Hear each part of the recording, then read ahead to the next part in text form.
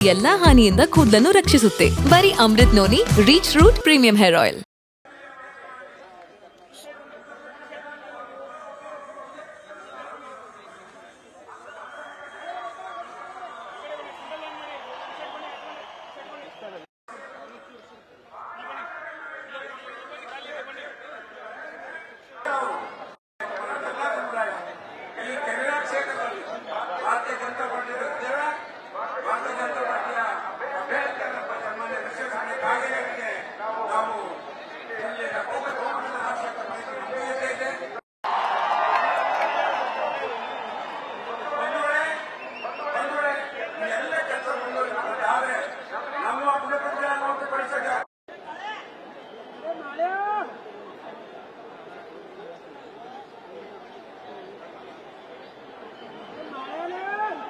ಎಲ್ಲರಿಗೂ ನಮಸ್ಕಾರ.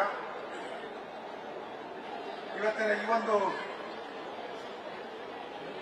ತಹಸೀಲ್ದಾರಾದಂಥ ಉತ್ತರ ಕನ್ನಡ ಜಿಲ್ಲಾ ಲೋಕಸಭಾ ಅಭ್ಯರ್ಥಿಯಾದಂಥ ಸನ್ಮಾನ್ಯ ಶ್ರೀ ವಿಶ್ವೇಶ್ವರ ಹೆಗಡೆ ಕಾಗೇರಿ ಅವರೇ ಹಾಗೂ ವೇದಿಕೆ ಮೇಲೆ ತಹಸೀಲ್ದಾರಾದಂಥ ಬಹಳ ಬೇಸರ ಆಗ್ತಾ ಇದೆ. ಒಂದ್ ಕಡೆ ನಾವೆಲ್ಲ ಕಂಪನಿಯಲ್ಲಿ ಕೂತ್ಕೊಂಡಿದ್ದೇವೆ, ಸಾವಿರಾರು ಸಹಸ್ರಾರು ಜನ ಬಿಸಿಲಿನಲ್ಲಿ ನೀವೆಲ್ಲ ಕುಂತಿದ್ರಿ. ದಯವಿಟ್ಟು ನಿಮ್ಮಲ್ಲಿ ನಾನು ಕ್ಷಮೆಯನ್ನ ಯಾಚಿಸ್ತಾ ನರೇಂದ್ರ ಮೋದಿಜಿ ಅವರ ಬಗ್ಗೆ ಅವರು ಮಾತಾಡಿ ಅವರು ಅದಕ್ಕೆ ಧ್ವನಿಗೂಡಿಸಿದ್ದಾರೆ. ನಾನು ನಿಮ್ ಜೊತೆ ಇರ್ತೇನೆ ಅನ್ನುವಂತ ಮಾತನ್ನ ಆ ಸಂದರ್ಭದಲ್ಲಿ ಹೇಳಿದ್ದಾರೆ ಅನ್ನುವಂಥದ್ದನ್ನ ಸ್ನೇಹಿತರೆ, 7 ವರ್ಷಗಳಲ್ಲಿ 50 ವರ್ಷಕ್ಕಿಂತ ಹೆಚ್ಚು ಕಾಂಗ್ರೆಸ್ ಪಕ್ಷನೇ ಆಡಳಿತ ಮಾಡಿದ್ದಲ್ಲ. ಅವರಿಗೆ ಅವಾಗ ಆಸ್ಪತ್ರೆ ಮಾಡಬೇಕು, ಬಡ ಜನರಿದ್ದಾರೆ ನಮ್ಮ ಜಿಲ್ಲೆಯಲ್ಲಿ. ನಾವು ಅದಕ್ಕೆ ಕೈ ಜೋಡಿಸ್ತೇವೆ. ನಮ್ಮ ಕ್ಷೇತ್ರ ಕುಮಟಾ ಮಧ್ಯವರ್ತಿ ಸ್ಥಳ ಆಗ್ತದೆ, ಅಲ್ಲಿ ಸ್ಥಳವನ್ನು ಗುರುತಿಸಿದ್ದೇವೆ. ಅಲ್ಲಿ ಮಾಡಲಿಕ್ಕೆ ನಾವು ಅವಕಾಶವನ್ನ ಕೇಳ್ತಾ ಇದ್ದೇವೆ. ಮಾತ್ರ ಮೆಡಿಕಲ್ ಕಾಲೇಜ್ ಕೊಡ್ತೇವೆ ಅನ್ನುವಂತ ಮಾತು ಹೇಳಿದ್ರು. ಅದು ಅದರಲ್ಲಿ ಒಂದು ಜಿಲ್ಲೆಗೆ ಒಂದು ಮೆಡಿಕಲ್ ಕಾಲೇಜ್ ಅಲ್ಲ. ಸನ್ಮಾನ್ಯ ಬಸವರಾಜ ಬೊಮ್ಮಾಯಿ ಅವರು ಮುಖ್ಯಮಂತ್ರಿ ಮಾಡ್ತೇವೆ ಅನ್ನುವಂತ ಮಾತನ್ನ ಸನ್ಮಾನ್ಯ ಮುಖ್ಯಮಂತ್ರಿ ಅಂದಿನ ಮುಖ್ಯಮಂತ್ರಿ ಹೇಳಿದ್ರು. ಒಂದ್ ವೇಳೆ ಕುಮಟಾದಲ್ಲಿ ಸರ್ಕಾರಿ ಆಸ್ಪತ್ರೆ ಆದ್ರೆ ಅದರ ಸಂಪೂರ್ಣವಾದಂತ ನನ್ನ ಜೀವನದಲ್ಲಿ ನಾನು ಮಾತ್ರವಲ್ಲ, ನನ್ನ ಕೂದಲು ಕೂಡ ಆಗಿರ್ಬೇಕು ಸ್ಟ್ರಾಂಗ್ ಅಂಡ್ ಸ್ಟೈಲಿಶ್. ಬರೀ Amrit noni reach root premium hair oil ನೊಂದಿಗೆ. Reach root premium hair oil.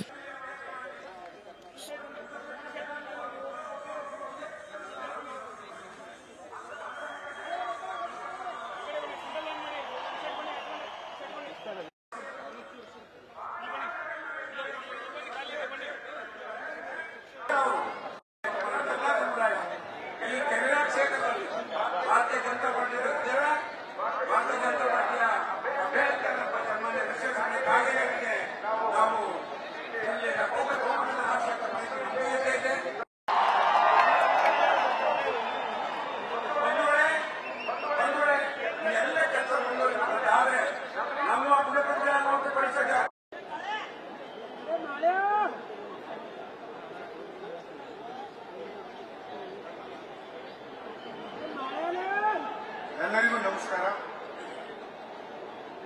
ಇವತ್ತಿನ ಈ ಒಂದು